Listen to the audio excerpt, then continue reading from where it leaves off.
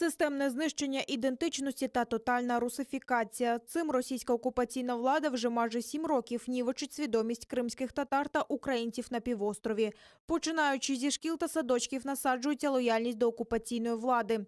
Нещадно скорочується кількість кримсько-татарських шкіл та класів. За даними Кримсько-татарського ресурсного центру, до окупації було 15 таких закладів. Зараз залишилося 7. Решта шкіл або змішані, або загальноосвітні. Українською та кримсько-татарською загалом навчаються близько 3% учнів. І це за сумнівними даними окупантів. Ба більше, вже з дитинства кримські татари перебувають під пресингом адміністрації цих шкіл.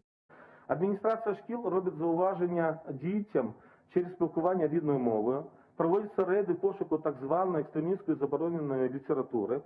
У школи приходять співробітники ФСБ для так званих профілактичних бесід з кримськотатарськими дітьми. У школах учням роздають анкети, через які намагаються з'ясувати настрої в сім'ях і їх схильність до доносів.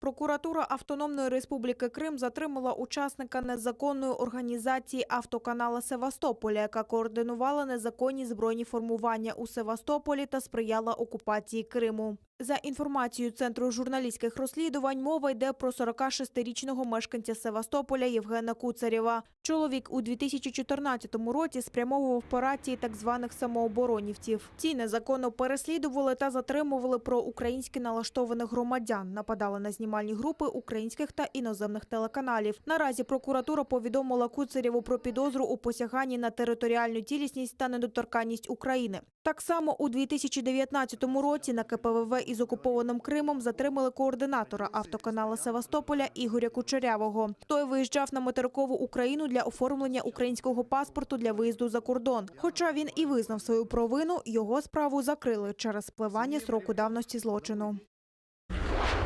Росія має платити за порушення прав людини в окупованому Криму. Україна проситиме Євросоюз про нові санкції проти країни-агресора, каже міністр закордонних справ Дмитро Кулеба. За його словами, облави, які прокотилися Кримом в середу, за ініціативою України обговорюватимуть на Генеральній асамблеї ООН 23 лютого. А найближчим часом, каже Кулеба, буде підписано офіційне звернення до ЄС з закликом до посилення санкцій проти окупанта.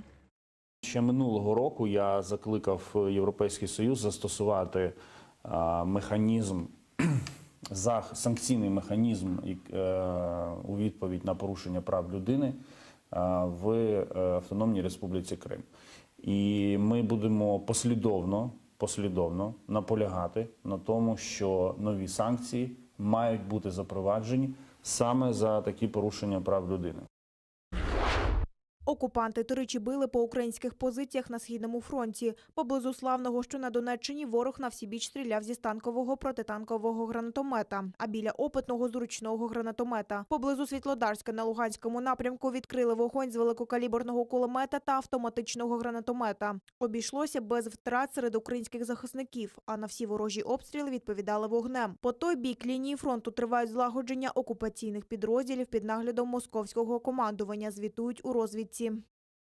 Основні зусилля противник зосереджує на підготовці та перевірці готовності до застосування артилерійських і танкових підрозділів снайперських розрахунків.